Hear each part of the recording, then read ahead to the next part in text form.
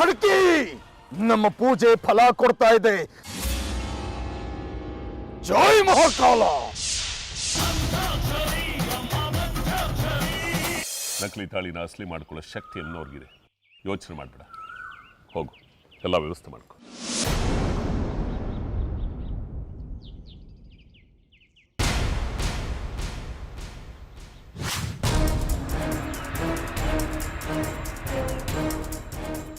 ಬನ್ನಿ ದೇಶಿಕರೇ, ಪೂಜೆಗೆಲ್ಲ ಸಿದ್ಧತೆ ಮಾಡ್ಕೊಳ್ಳಿ. ನಿಮ್ಮ ಮಾತಿನಂತೆ ಎಲ್ಲ ನಡೀಲಿ ಶಾಸ್ತ್ರಿಗಳೇ. ನಡೀಲಿ ಏನು, ಖಂಡಿತ ನಡೆದೇ ನಡೆಯುತ್ತೆ. ಅಮ್ಮನವರ ಕೊರಳಿಗೆ ಮಾಂಗಲ್ಯ ಧಾರಣೆ ಆಗೇ ಆಗುತ್ತೆ. ನಾನು ಅದನ್ನೇ ಹೇಳಿದ್ದು ದೇಶಿಕರೇ, ಅದು ಅಮ್ಮನವ್ರ ಶಕ್ತಿ.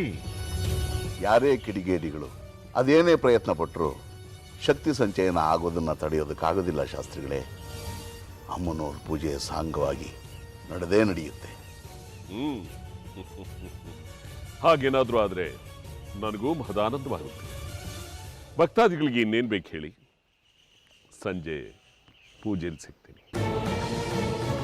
ಕೊನೆಗೂ ನಿಮ್ಮ ತಪ್ಪನ್ನು ನೀವು ಒಪ್ಕೊಳ್ಳೋದಿಲ್ಲ ನೋಡಿ. ಅಮ್ಮನವ್ರ ತಾಳಿ ಕೈ ಹಾಕಿದ್ರೆ ಶಾಪ ತಪ್ಪಿದ್ದಲ್ಲ. ಪಾಪ ಸುತ್ಕೊಂಡ್ರೆ ನಿಮ್ಮನ್ನು ಸುಮ್ಮನೆ ಬಿಡೋದಿಲ್ಲ, ಹೇಳಿದ್ದೀನಿ.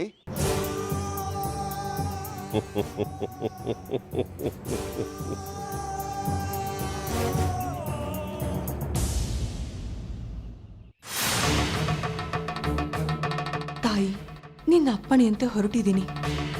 ದುಷ್ಟರ ಸುಳಿವು ಸಿಕ್ಕಿದೆ. ಜಾಗೃತ ಮಗಳೇ, ದುಷ್ಟರು ಶಕ್ತರಾಗ್ತಾ ಇದ್ದಾರೆ. ಅವರ ಪ್ರಾಬಲ್ಯ ನಿಮಿಷದಿಂದ ನಿಮಿಷಕ್ಕೆ ಹೆಚ್ಚಾಗ್ತಾ ಇದೆ. ದೇವಸ್ಥಾನದ ಸುತ್ತಮುತ್ತ ಶುದ್ರ ಶಕ್ತಿಗಳ ಸಂಚಾರ ಹೆಚ್ಚಾಗ್ತಾ ಇದೆ. ನಿನ್ನಂಥ ದೈವಿ ಶಕ್ತಿಯುಳ್ಳವರು ಈ ಶಕ್ತಿಗಳ ಸಮೀಪ ತುಂಬ ಹೊತ್ತು ಇರಬಾರದು. ಜಾಗ್ರತೆ ಇರಲಿ. ತಾಯಿ, ನಿನ್ನ ಕೆಲಸದ ಮೇಲೆ ಹೋಗುವಾಗ ಇನ್ಯಾವ ಭಯ ನನಗೆ? ಇಷ್ಟ ದೈವ ಪರಮೇಶ್ವರನ ದೇವಿ ನೀನು. ನಿನ್ನ ಕಾರ್ಯಕ್ಕೆ ಸಹಾಯ ಮಾಡೋದು ನನಗೆ ಹೆಮ್ಮೆ. ಈ ಕಾರ್ಯದಲ್ಲಿ ನಾನು ಸತ್ತು ಹೋದ್ರೂ ಪರವಾಗಿಲ್ಲ. ತಾಯಿಯ ಸೇವೆಯಲ್ಲಿ ಮಗಳು ಪ್ರಾಣ ಬಿಟ್ಲು ಅಂತ ಹೆಸರು ಬರುತ್ತೆ. ಅಷ್ಟು ಸಾಕು ನನಗೆ. ಆಶೀರ್ವಾದ ಮಾಡು ತಾಯಿ. ಹೋಗಿ ಬಾ, ನಿನಗೆ ಮಂಗಳವಾಗಲಿ.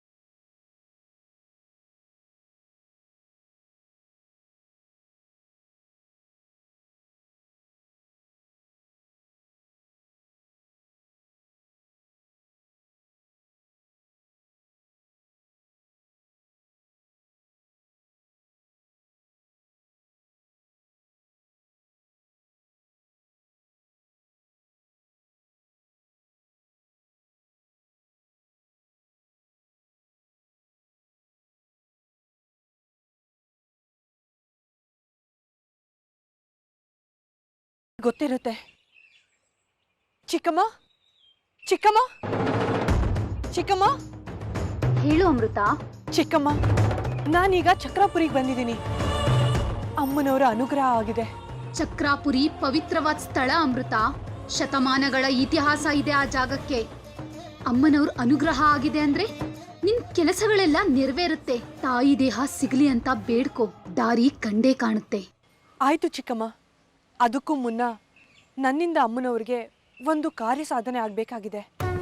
ಅಮ್ಮನವ್ರಿಗೆ ನಿನ್ನಿಂದ ಕಾರ್ಯ ಸಾಧನೆಯಾಗಬೇಕಾಗಿರೋದು ನಿನ್ ಪುಣ್ಯವೇ ಸರಿ.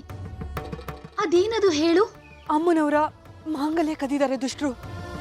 ಅದನ್ನ ಹಿಂದಿರುಗಿ ಅಮ್ಮನವರ ಕೊರಳಿಗೆ ಸೇರಿಸ್ಬೇಕು.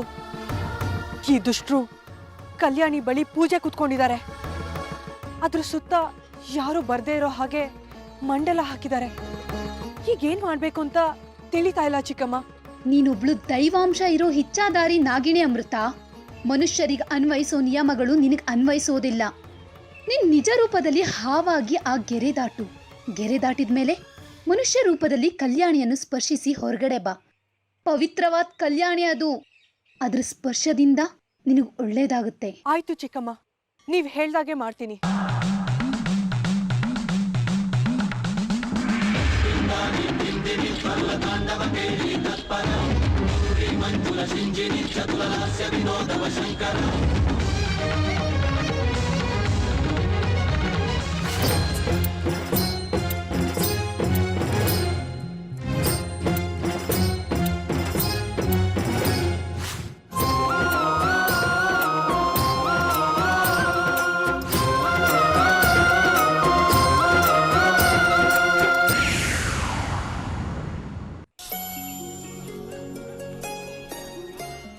ಏನು ಬಂಗಾರಿ, ನನ್ನ ಪರಿಸ್ಥಿತಿ ಹೀಗಾಗೋಯ್ತು. ಹುಡುಗಿ ಊರು ಬಿಟ್ಟು ಊರು ಬಂದಿದ್ದಾಳೆ, ಯಾವುದೇ ಭಯ ಇಲ್ಲದೆ ಮಾತಾಡ್ಬೋದು, ಅಪ್ಪ ಅಮ್ಮ ನೋಡೋ ಚಾನ್ಸ್ ಇರಲ್ಲ ಅಂದ್ಕೊಂಡು ಇಲ್ಲಿಗೆ ಬಂದೆ. ಆದರೆ ಇಲ್ಲಿ ನೋಡಿದ್ರೆ ಊರಲ್ಲಿದ್ದಾಗೆ ಆರಾಮಾಗಿ ಮಾತಾಡಿಸ್ಬೋದಾಗಿತ್ತು. ಇವಾಗ ಅವ್ರು ಯಾವುದೋ ದೇವಸ್ಥಾನದಲ್ಲಿ ಯಾವುದೋ ದೇವ್ರಿಗೆ ಸಾಷ್ಟಾಂಗ ನಮಸ್ಕಾರ ಮಾಡ್ಕೊಂಡು ನಿಂತಿದ್ದಾರೆ, ನಾನು ಇಲ್ಲಿದ್ದೀನಿ. ಏನು ಮಾಡೋದು ಬಂಗಾರಿ? ಅಮ್ಮನವ್ರ ಹತ್ರ ಕೇಳ್ಕೊಳ್ಳಿ, ಎಲ್ಲ ಸರಿ ಹೋಗುತ್ತೆ. ಕೇಳ್ಕೊತಾನೆ ಇದ್ದೀನಿ, ಆದರೆ ಅಮ್ಮನವರು ವರನೇ ಕೊಡ್ತಾ ಇಲ್ಲ. ನನ್ನ ಕಷ್ಟನ ಅರ್ಥನೇ ಮಾಡ್ಕೋತಾ ಇಲ್ಲ. ಅಯ್ಯೋ ಹಾಗನ್ಬೇಡಿ, ಅಂಥ ಶಕ್ತಿ ಬಗ್ಗೆ ನಿಮ್ಗೆ ಗೊತ್ತಿಲ್ಲ.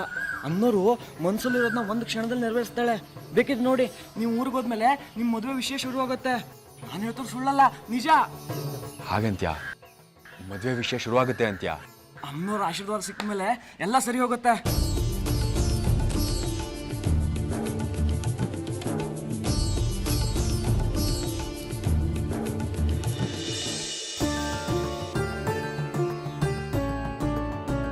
ಇಲ್ಲಿಗೆ ಬಂದಿದ್ದು ನಿನ್ನ ನೋಡಲೇಬೇಕು ಅಂತ ಸಂಕಲ್ಪ ಮಾಡಿಕೊಂಡು, ಜೊತೆಗೆ ಅಮೃತ ಅವರು ನನ್ನ ಬದುಕಲ್ಲಿ ಬಂದು ದೀಪ ಹಚ್ಚಬೇಕು ಅನ್ನೋ ಕಾರಣಕ್ಕಾಗಿ. ಒಂದು ಆಸೆ ಈಡೇರಿದೆ, ಇನ್ನೊಂದು ಆಸೆ ಈಡೇರಿಸೋದು ನಿನ್ನ ಕೈಲಿದೆ ತಾಯಿ. ತುಂಬ ಇಷ್ಟಪಟ್ಟಿದ್ದೀನಿ. ಅವಳಿಲ್ಲ ಅಂದರೆ ಬದುಕೇ ಇಲ್ಲ ಅಂತ ಅಂದ್ಕೊಂಡಿದ್ದೀನಿ. ಎಷ್ಟೋ ಕಷ್ಟಪಟ್ಟಿದ್ದೀನಿ, ನೋವು ಅನುಭವಿಸಿದ್ದೀನಿ. ಆದರೆ ಬದುಕಿದ್ರೆ ಅವಳ ಜೊತೆನೆ ಅಂತ ನಿರ್ಧಾರನೂ ಮಾಡಿದ್ದೀನಿ. ಎಲ್ಲರ ಮನಸ್ಸಲ್ಲಿರೋದನ್ನ ತಿಳ್ಕೊಂಡು ಅವ್ರ ಕೋರಿಕೆನ ಈಡೇರಿಸೋ ತಾಯಿ ನೀನು. ನಿನ್ನ ಮಗ ನಾನು. ನನ್ನ ಮಗನ ಮನಸ್ಸಲ್ಲಿರೋದು ಒಂದೇ, ಅವ್ರ ಜೊತೆ ಬದುಕಿ ಬಾಳ್ಬೇಕು ಅಂತ ತುಂಬ ಕನಸು ಕಾಣ್ತಾ ಇದ್ದೀನಿ. ಮಗನ ಕನಸನ್ನ ನನಸು ಮಾಡೋದು ತಾಯಿ ಕರ್ತವ್ಯ ತಾನೆ. ಕಷ್ಟ ಇರುತ್ತೆ, ಅನಿವಾರ್ಯತೆ ಇರುತ್ತೆ, ಏನು ಹೇಳ್ಕೊಳಕ್ಕಾಗ್ದಿರೋ ಪರಿಸ್ಥಿತಿ ಇರುತ್ತೆ. ಅಡೆತಡೆಗಳು, ಅಡಚಣೆಗಳು, ಯಾರ್ದೋ ಭಯ, ಏನೋ ಒಂಥರ ಆತಂಕ. ಇದನ್ನೆಲ್ಲ ಬಿಟ್ಟು ಹೇಳಬೇಕು ಅಂದರೆ ಅವ್ರನ್ನ ತುಂಬ ಇಷ್ಟಪಡ್ತಾ ಇದ್ದೀನಿ. ನಿನಗೆ ಎಲ್ಲ ಗೊತ್ತು, ನಾನೇನು ಹೇಳ್ಕೋಬೇಕಾಗಿಲ್ಲ. ಒಳ್ಳೆ ಹುಡುಗಿ, ತುಂಬ ಚೆನ್ನಾಗಿ ನೋಡ್ಕೋತೀನಿ. ನೀನು ನಂಬಿದ್ದೀನಿ.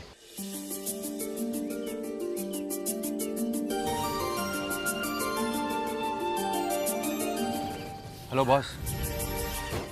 ಏ ಬಂಗಾರಿ, ಏನೋ ಮಾಡ್ತಾ ಇದೆಯಾ? ಏನೂ ಬೇಡ್ಕೊಳ್ಳೇ ಇಲ್ಲ ನೀನು. ಯಾಕೆ ಜಾಜಿ ಬೇಡವಾ? ನೀನು ಬೇಡ್ಕೊಂಡಿಯಲ್ಲ, ಆ ತಾಯಿಗೆ ನೀನು ಮಗ, ನಾನು ಮಗ. ನಿನ್ನ ಮನಸ್ಸಲ್ಲಿರೋದನ್ನ ಹೇಗೆ ಅರ್ಥ ಮಾಡ್ಕೊಂಡ್ಲೋ ಹಾಗೆ ನನ್ನ ಮನಸ್ಸಲ್ಲಿರೋದನ್ನ ಅರ್ಥ ಮಾಡ್ಕೋತಾಳೆ. ತುಂಬ ಕಷ್ಟ, ಗೊಂದಲ, ಹೇಳೋಕ್ಕಾಗದಿರೋ ಪರಿಸ್ಥಿತಿನ ಆ ತಾಯಿ ಸೃಷ್ಟಿ ಮಾಡಿದ್ದಾಳೆ. ಅವಳೇ ಸರಿ ಮಾಡ್ತಾಳೆ ಅಂದ್ಕೊಂಡಿದ್ದೀನಿ. ನೀನು ಹೇಳಿರೋ ಮಾತಲ್ಲ ಜಾಜಿಗೂ ಹೇಳಿದ್ದೀನಿ ಅಂತ ತಿಳ್ಕೊಬಿಡು. ಇಷ್ಟಪಟ್ಟವ್ರ ಕೋರಿಕೆ, ಪ್ರಾರ್ಥನೆ ಒಂದೇ ಥರ ಇರುತ್ತಲ್ವಾ? ಇಷ್ಟಪಟ್ಟವರು ಚೆನ್ನಾಗಿರ್ಲಿ ಅಂತ. ತುಂಬ ಚೆನ್ನಾಗಿ ಮಾತಾಡ್ತಾ ಕಣೋ ಬಂಗಾರಿ. ಅಮ್ಮ ನಿನಗೆ ಒಳ್ಳೆಯದೇ ಮಾಡ್ತಾಳೆ. ಒಳ್ಳೆಯವ್ರಿಗೆ ಒಳ್ಳೇದು ಮಾಡ್ತಾಳೆ, ಕೆಟ್ಟವ್ರಿಗೆ ಕೆಟ್ಟದ್ದು ಮಾಡ್ತಾಳೆ. ಕೆಟ್ಟವ್ರಿಗೆ ಒಳ್ಳೆಯವರಿಂದನೇ ಶಿಕ್ಷೆ ಕೊಡಿಸ್ತಾಳೆ. ಏನು ಹೇಳ್ತಾ ಇದೆಯಾ ನೀನು? ಕೆಟ್ಟವರು ಮಣ್ಣಾಗೋ ದಿನ ಹತ್ರ ಬರ್ತಾ ಇದೆ ಅಂತ ಅಂದೆ ಅಷ್ಟೇ. ಬನ್ನಿ ಪ್ರಸಾದ ತಗೊಳ್ಳೋಣ. ಅರ್ಚಕರಿಗೆ ಹೇಳಿದ್ಯಾ ಈ ಸಾರಿ ಪೂಜೆ ಶಾಸ್ತ್ರೋಕ್ತವಾಗಿ ಆಗಬೇಕು ಅಂತ? ಹೇಳಿದ್ದೀನಿ ಯಜಮಾನ್ರೆ. ಸಂಜೆ 5 ಗಂಟೆಗೆ ಗೋಧೂಳಿ ಮುಹೂರ್ತದಲ್ಲಿ ಸರಿಯಾಗಿ ಅಮ್ಮನವ್ರಿಗೆ ಮಾಂಗಲ್ಯ ಧಾರಣೆ ಆಗುತ್ತೆ. ಒಂದು ಗಳಿಗೆ ಹೆಚ್ಚಾಗಬಾರ್ದು, ಒಂದು ಗಳಿಗೆ ಕಡಿಮೆ ಆಗಬಾರ್ದು, ಹಾಗಂತ ಹೇಳ್ಬೋದು. ಆಗಲಿ ಯಜಮಾನ್ರೆ, ಹೇಳ್ತೀನಿ. ಹಾಂ, ಪ್ರತಿ ವರ್ಷದ ಹಾಗಲ್ಲ ಈ ವರ್ಷದ ಪೂಜೆ. ಬಹಳ ಜಾಗರೂಕರಾಗಿರ್ಬೇಕು. ಭಕ್ತಾದಿಗಳಿಗೆ ಅಮ್ಮನವ್ರ ದರ್ಶನ ಮಾಡೋ ಅವಕಾಶ ಇರೋದಿಲ್ಲ. ಪರದೆ ಇಳಿದು ಮಾಂಗಲ್ಯ ಧಾರಣೆ ಆಗಿ ಮಹಾಮಂಗಳಾರತಿ ಆದಮೇಲೆ ಅಮ್ಮನವ್ರ ದರ್ಶನ, ಪ್ರಸಾದ ಎಲ್ಲ, ಹಾಗಂತ ಹೇಳ್ಬಿಡು. ಅದೆಲ್ಲ ಸರಿ ಯಜಮಾನ್ರೆ. ಆದರೆ ಅಮ್ಮನವ್ರಿಗೆ ನಕಲಿ ಮಾಂಗಲ್ಯನ ಧಾರಣೆ ಮಾಡಬೇಕು ಅಂದರೆ ಕೈ ಕಾಲೆಲ್ಲ ನಡಗುತ್ತೆ, ನನ್ನ ಕೈಲಿ ಆಗಲ್ಲ ಅಂತ ಹೆದರ್ತಾ ಇದ್ದಾರೆ. ಹೆದರ್ಬೇಡ ಅಂತ ಅಮ್ಮನವ್ರಿಗೆ ಮಾಂಗಲ್ಯ ಧಾರಣೆ ಆಗೇ ಆಗುತ್ತೆ, ಶಕ್ತಿ ಸಂಚಯ ಆಗೇ ಆಗುತ್ತೆ. ನಾವು ಕಟ್ಟೋ ಮಾಂಗಲ್ಯ ನೆಪ ಮಾತ್ರ ಅಷ್ಟೇ. ಅಲ್ಲ, ನಾವು ಎಷ್ಟರವರು ಅಮ್ಮನವರ ಶಕ್ತಿ ಸಂಚಯನ ನಿರ್ಧಾರ ಮಾಡೋದಕ್ಕೆ ಏನು ಯೋಚನೆ ಮಾಡಿಬಿಡಿ. ಗೋಧೂಳಿ ಮುಹೂರ್ತಕ್ಕೆ ಸರಿಯಾಗಿ ಶಕ್ತಿ ಸಂಚಯ ಅಮ್ಮನವ್ರಿಗೆ ಆಕೆ ಆಗುತ್ತೆ ಅಂತ ಹೇಳಿ ಹೋಗಿ. ಆಯ್ತು ಯಜಮಾನ್ರೆ.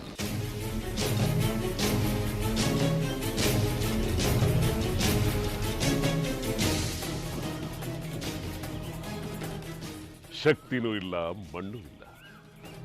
ಅಮ್ಮನವರೇ, ನಿಮ್ಮ ಶಕ್ತಿ ಪತನ ಆಗೋ ಕಾಲ ಹತ್ತಿರವಾಯಿತು. ನೋಡ್ತಾ ಇರಿ, ನಿಮ್ಮ ಕಣ್ಣು ಮುಂದೆನೆ ನಿಮ್ಮ ಶಕ್ತಿ ಹೇಗೆ ನಿಷ್ಕ್ರಿಯವಾಗುತ್ತೆ ಅಂತ. ಆಮೇಲೆ ಯಾವ ಪವಾಡನೂ ಇಲ್ಲ, ಯಾವ ಶಕ್ತಿನೂ ಇಲ್ಲ, ಬರೀ ಕಲ್ಲಷ್ಟೇ.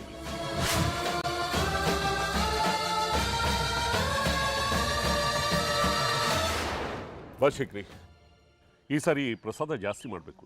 ಜಾಸ್ತಿ ಜನ ಬರೋ ಹಾಗಿದೆ. ಈಗಲೇ ಕೆಲಸ ಶುರು ಮಾಡ್ಕೊ. ಆಗಲಿ ಶಾಸ್ತ್ರಿಗಳೇ. ಜಾಜಿಯಲ್ಲಿ ಮನೆಗೆ ಬಿಟ್ಟು ಬಂದ್ಯಾ? ಹೌದು ಶಾಸ್ತ್ರಿಗಳೇ, ಮನೆಗೆ ಬಿಟ್ಟು ಬಂದೆ.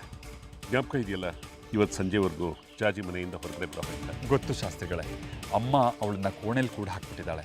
ಹೊರಗಡೆ ಬರೋ ಪ್ರಮೇಯವೇ ಇಲ್ಲ. ಒಳ್ಳೆಯದಾಯ್ತು. ಸರಿ, ಪ್ರಸಾದ ಬೇಗ ತಯಾರು ಮಾಡು. ಇಲ್ಲಿಗೆ ಕ್ಷೀರಾನ್ನ ಬೇಕು. ಆಯಿತು ಶಾಸ್ತ್ರಿಗಳೇ. ಹೋಗು.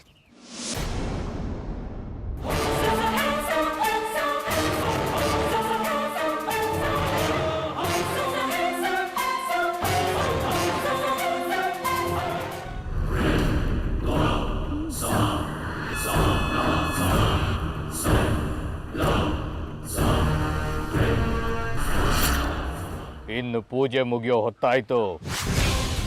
ಇನ್ನು ಕೆಲವೇ ಕ್ಷಣಗಳಲ್ಲಿ ಕಲ್ಯಾಣಿ ನಮ್ಮ ಕೈವಶಕ್ಕೆ ಬರುತ್ತೆ. ರುದ್ರ, ಮೈಯೆಲ್ಲ ಕಣ್ಮಾಡ್ಕೋ. ನಮ್ಮ ಪೂಜೆಗೆ ಯಾವುದೇ ರೀತಿ ವಿಘ್ನ ಬರಬಾರ್ದು. ಜಾಗ್ರತೆ. ಧೈರ್ಯವಾಗಿರಿ. ಸುತ್ತಮುತ್ತ ಯಾರೂ ಇಲ್ಲ, ಯಾವ ವಿಘ್ನನೂ ಆಗೋದಿಲ್ಲ. ಪೂಜೆ ಆರಾಮಾಗಿ ಮುಗಿಯುತ್ತೆ. ನೀವು ಮುಂದುವರಿಸಿ.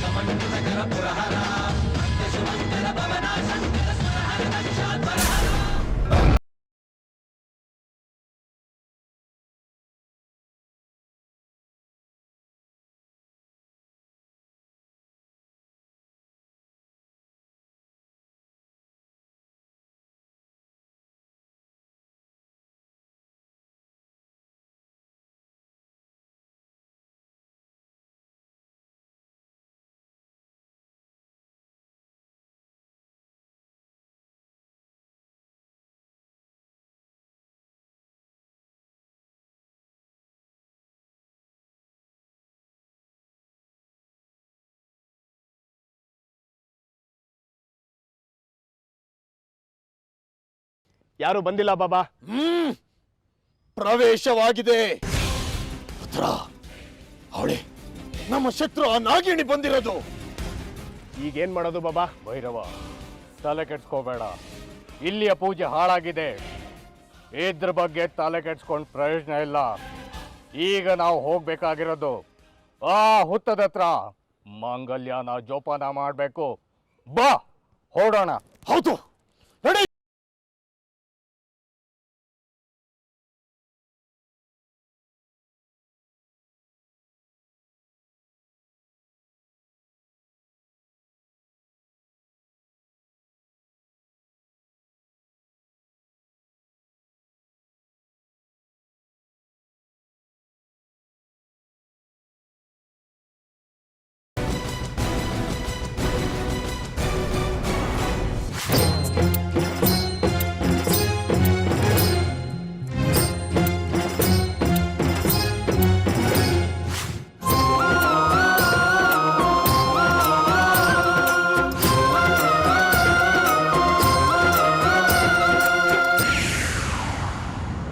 ಸಮಯ ಮೀರಿದರೆ ಅನಾಹುತವಾಗುತ್ತೆ. ಅರ್ಥ ಮಾಡ್ಕೊಳ್ಳಿ ಶಾಸ್ತ್ರಿಗಳೇ.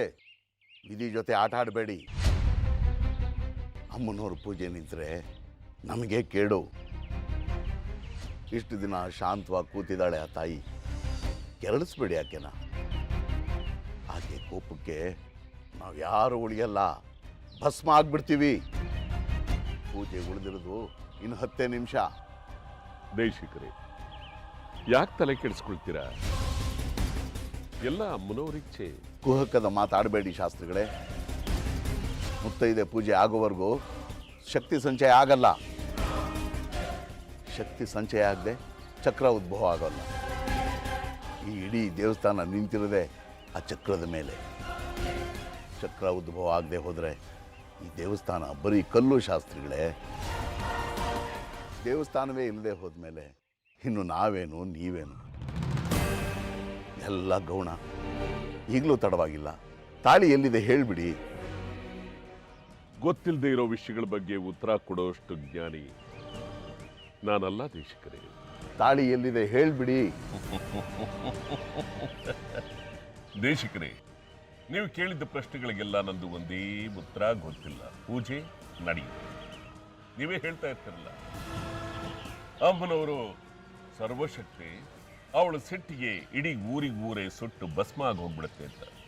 ಆಗ್ಲಿ, ಅಷ್ಟೇ ಶಕ್ತಿವಂತಲಾಗಿದ್ರೆ ಮಾಂಗಲ್ಯ ತರಿಸ್ಕೊಳ್ಳಿ, ಶಕ್ತಿ ಸಂಚಯನ ಮಾಡ್ಕೊಳ್ಳಿ. ನೀವು ಹೇಳದಷ್ಟೇ ಅಮ್ಮನವರು ಶಕ್ತಿವಂತಲಾಗಿದ್ರೆ ಕಶ್ಚಿತ್ ಮನುಷ್ಯ ಮಾಡಿದ ಒಂದು ಮಾಂಗಲ್ಯ ಯಾವ ಲೆಕ್ಕ? ತುಂಬಾ ಉದ್ದಟತನದ ಮಾತಾಡ್ತಿದ್ದೀರಿ. ಇದ್ರ ಪರಿಣಾಮ ಅನುಭವಿಸೇ ತಿರ್ತೀರಿ. ಮುತ್ತೈದೆ ಪೂಜೆ ನಡೆಯುತ್ತೆ. ಮಾಂಗಲ್ಯ ಇರಲಿ ಇಲ್ಲದೆ ಇರಲಿ, ಶಕ್ತಿ ಸಂಚಯನ ಮಾಡಿಕೊಳ್ಳೋದು ಅಮ್ಮನವರಿಗೆ. ನೋಡೋಣ ಆಕೆ ಪವಾಡ ಏನು.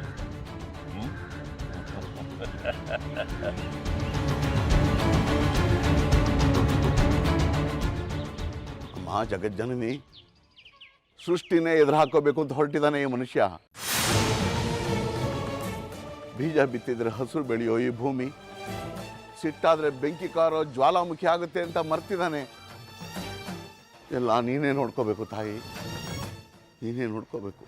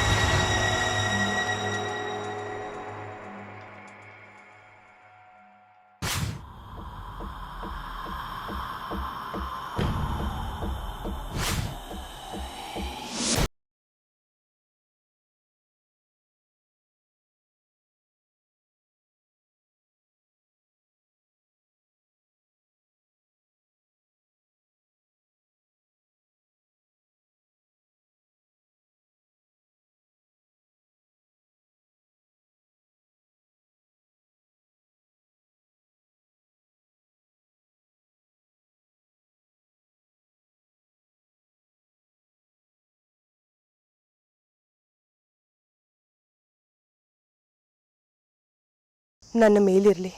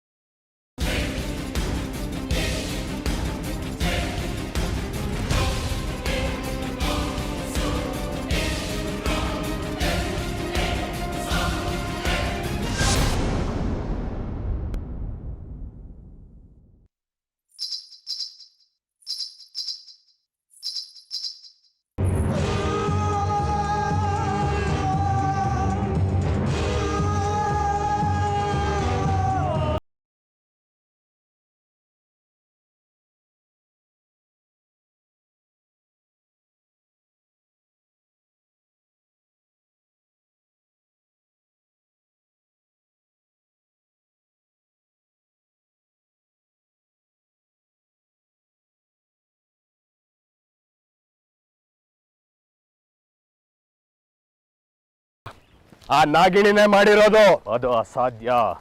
ನಾನು ಹಾಕಿರೋ ಮಂಡಲ ಅದು. ನನ್ನನ್ನು ಹೊರತುಪಡಿಸಿ ಬೇರೆ ಯಾರು ಅದನ್ನು ದಾಟೋದಕ್ಕೆ ಅಸಾಧ್ಯ. ನಾಗಿಣಿ ಆಗಿರ್ಲಿ, ಬೇರೆ ಯಾರೇ ಆಗಿರ್ಲಿ. ಕಡ್ಕಿ, ನಿನಗೆ ಅವಳ ಬಗ್ಗೆ ಗೊತ್ತಿಲ್ಲ. ಮಾಯಾವಿ ಶಕ್ತಿ ಇದೆ ಅವಳಿಗೆ. ರುದ್ರ, ಬೇಗ ನಡಿ. ಏನಾದರೂ ಅನಾಹುತ ಮಾಡೋಕ್ಕಿಂತ ಮುಂಚೆ ನಾವಲ್ಲಿಗೆ ತಲುಪಬೇಕು.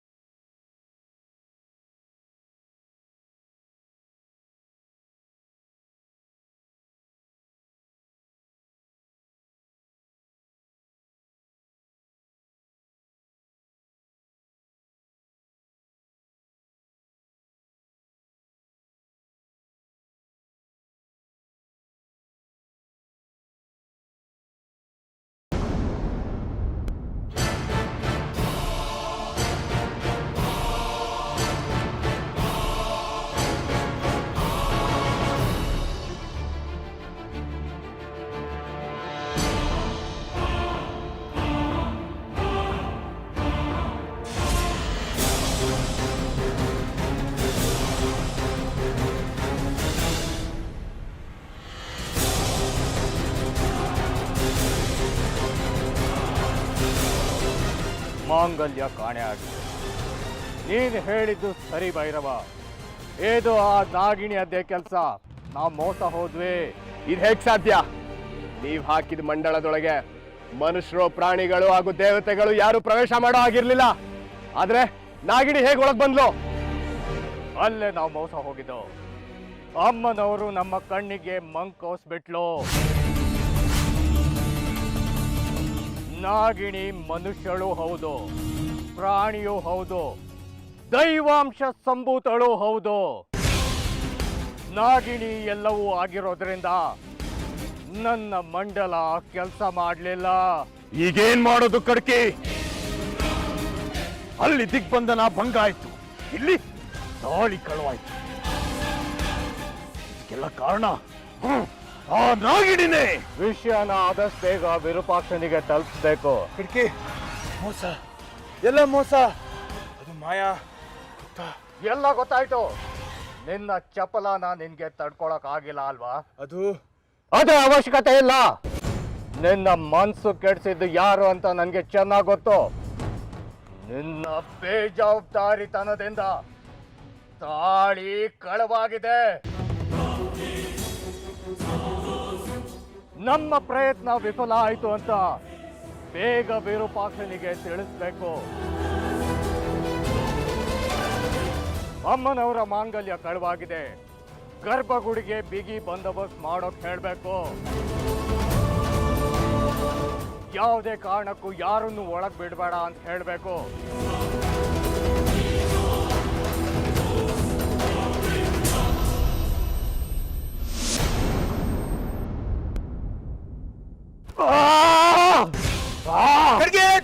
ಯಾರೋ ನನ್ನ ಕಾಲ್ ಹಿಡ್ದೆ ಹೇಳ್ದಂಗ ಆಗ್ತಿದೆ. ಮಾಂಗಲ್ಯ ಕಳ್ದೋದ್ ವಿಚಾರನ ವಿರೂಪಾಕ್ಷನಿಗೆ ತಿಳಿಸೋ. ಹೋಗೋ ಕಡ್ಕಿ, ಹೋಗೋ.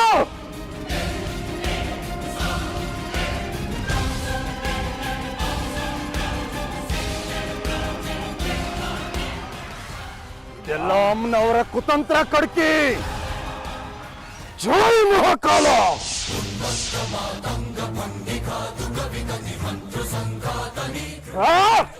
ಬನ್ನಿ ಹೋಗೋಣ.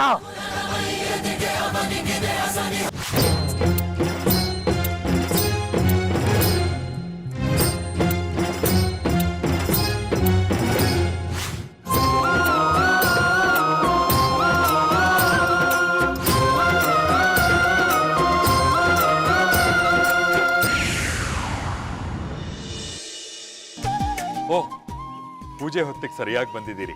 ಇನ್ನೇನು ಮುತ್ತೈದೆ ಪೂಜೆ ಶುರು. ಆದ್ರೆ ಅದನ್ನ ನೋಡೋ ಭಾಗ್ಯ ನಮಗಿಲ್ಲ. ಶಾಸ್ತ್ರಿಗಳ ಅಪ್ಪಣೆ. ಯಾವ ಭಾಗ್ಯ? ಸುಮ್ಮನೆ ಇರಿ. ತಾಳಿ ನಕಲಿ ಅಂತ ಗೊತ್ತಾದಾಗಿಂದ ಹೊಟ್ಟೆ ಉರಿತಾ ಇದೆ. ಅದು ನಿಜ. ಜಾಜಿ ಎಲ್ಲಿದ್ದಾಳೆ? ಮನೆಯಲ್ಲೇ ಇದ್ದಾಳೆ. ಅಮ್ಮ ಕೋಲಿಟ್ಕೊಂಡು ಕೋಣೆ ಮುಂದೆ ಅವಳನ್ನೇ ಕಾಯ್ತಾ ಕೂತಿದ್ದಾರೆ. ಒಳ್ಳೇದಾಯ್ತು. ಅಮೃತನ್ನು ನೋಡಿಲ್ಲ, ಬೆಳಿಗ್ಗೆ ನೋಡಿದ್ದಷ್ಟೇ. ನಾವು ಅದನ್ನೇ ನೋಡ್ತಾ ಇದ್ದೀವಿ. ಹುಷ ಇಲ್ಲೇ ಇಲ್ಲೋ ಇರಬೇಕು ಅಲ್ವಾ ಅರ್ಜುನ್? ಹೌದು, ಇಲ್ಲೇ ಎಲ್ಲೋ ಇದ್ದಾರೆ. ನಾನು ಹೋಗಿ ಹುಡ್ಕೊಂಡ್ ಬಂದ್ಬಿಡ್ತೀನಿ. ಅವಳ ಬರ್ತಾಳೆ ಬಿಡಿ ಅರ್ಜುನ್. ಮತ್ ನೀವು ಅವಳು ಹುಡುಕೋದಕ್ಕೆ ಹೋಗಿ ನೀವು ಕಳ್ದೋದ್ರೆ ಕಷ್ಟ. ನಮ್ ಜೊತೆನೇ ಇರಿ. ಪಂಚಾಕ್ಷರಿ, ಇವರು ವಿಕ್ರಮ್ ಅಂತ. ಇವರು ಸರೋಜಾ, ಅವರು ಅರ್ಜುನ್. ಇಲ್ಲ, ಹೀಗೆ ಬೇಕಾದವರು. ದರ್ಶನಕ್ಕೆ ಅಂತ ಬಂದಿದ್ದಾರೆ. ಆಗ್ಲಿ ಆಗ್ಲಿ, ಪೂಜೆ ಆದ ತಕ್ಷಣ ಪ್ರಸಾದ ತಂದು ಕೊಡ್ತೀವಿ. ಮಾಂಗಲ್ಯ ಧಾರಣೆ ಆದ್ಮೇಲೆ ದರ್ಶನ ಕೊಡಿಸ್ಬೋದಾ? ಸರಿ, ಬನ್ನಿ ಬನ್ನಿ ಬನ್ನಿ.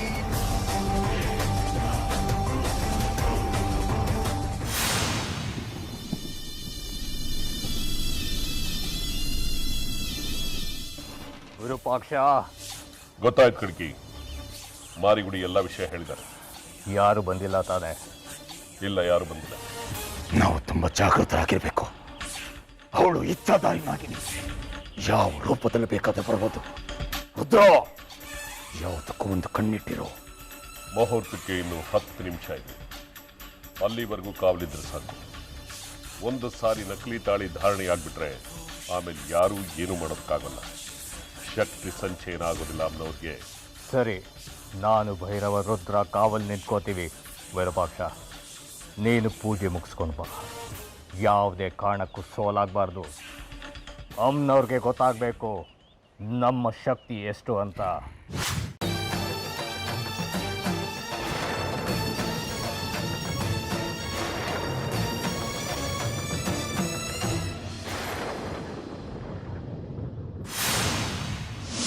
ತಾಯಿ, ಇನ್ನು ಹೆಚ್ಚು ಸಮಯವಿಲ್ಲ. ಏನಾದರೂ ಪವಾಡ ನಡೀಲಿ.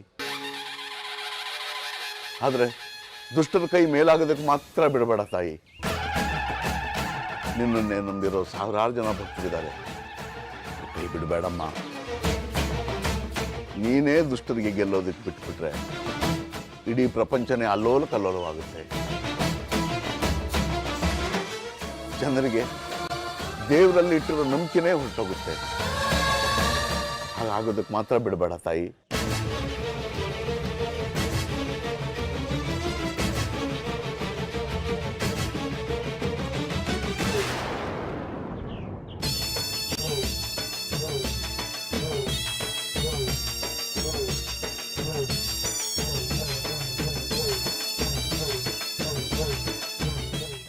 ಅಯ್ಯೋ ತಾಯಿ, ಇದೆಂಥ ಅನಾಚಾರ! ಪೂಜೆ ನಡೆದೇ ಬಿಡುತ್ತಾ? ನಕಲಿ ಮಾಂಗಲ್ಯ ಧಾರಣೆ ಮಾಡೇ ಬಿಡ್ತಾರ ಈ ದುರುಡರು? ಅಮ್ಮ ತಾಯಿ ಜಗಜ್ಜನನಿ, ಎಲ್ಲಿದೆಯಮ್ಮ?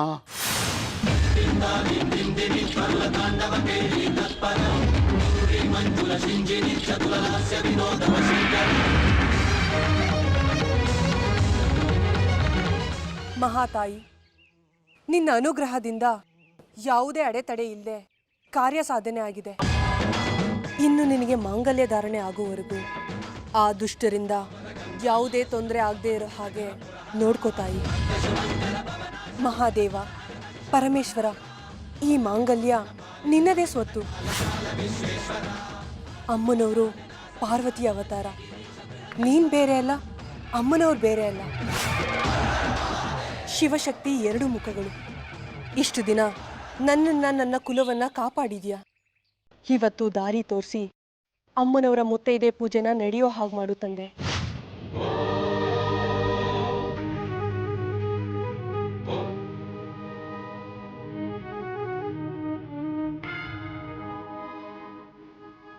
ಒಳಗಡೆ ಯಾರನ್ನು ಬಿಡಬೇಡಿ. ಜಾಗ್ರತೆ. ಗೊತ್ತಿಲ್ಲ. ನೀವು ಹೋಗೆಲ್ಲ ಸಿದ್ಧತೆ ಮಾಡಿ.